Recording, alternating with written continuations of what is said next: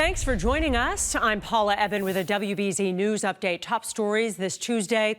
A worker is dead after they were electrocuted at an AT&T location in Cambridge. It happened just before 9 a.m. in the area of Bent Street. First responders performed CPR before the worker was rushed to an area hospital, but the worker did not survive. OSHA is investigating.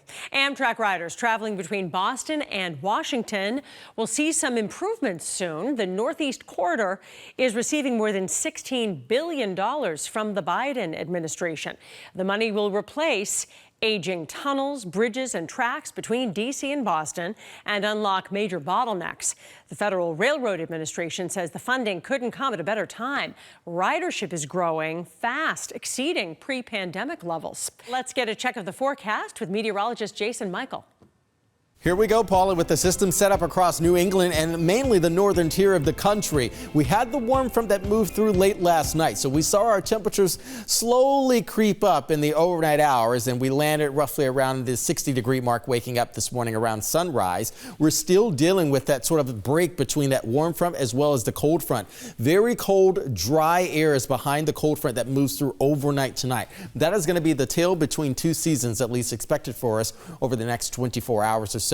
Live look at radar right now. You can see where some of the heavier clouds still lingering in areas south. Barnstable County really had a lashing of some earlier rain showers, roughly around about a ½ inch in some points expected earlier today, and even garnering that. We saw a lot of the rulers there having a little bit more extra rainwater in the bucket this morning.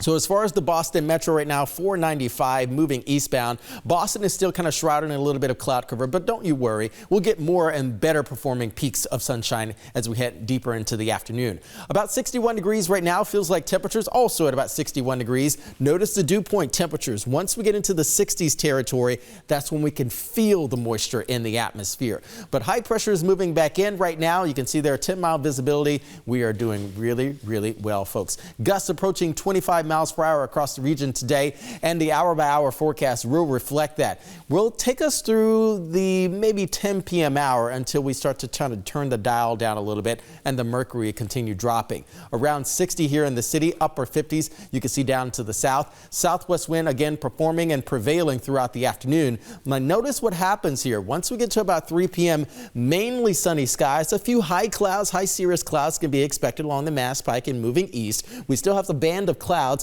south along Nantucket Island through about 3 p.m. 4 or 5 p.m., a band of clouds will be moving in from the northwest, moving southeast. What will that do? Well, that's going to be where the temperatures are changing over because the cold front is sliding down into the area.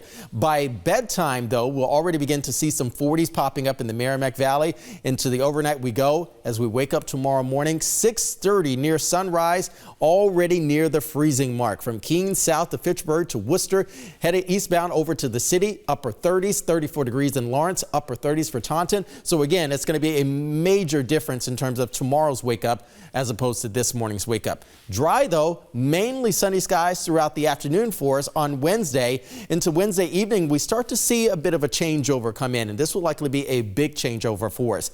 Temperatures will stay pretty much on the chilly side. Freezing temperatures west, and as the precipitation moves closer to the Boston Metro, areas north along the eastern shore, stretching down to the south to Cape the Islands, that's where we'll start to see a little bit of a changeover between snow, rain, snow mixing on in. But again, temperatures will be in the upper 30s above the freezing mark. So we'll watch that system as we near that. By Friday, Saturday, and Sunday, even into Monday, stable conditions, lots more sunshine, and also chilly overnights, upper 20s, low 30s. Paula?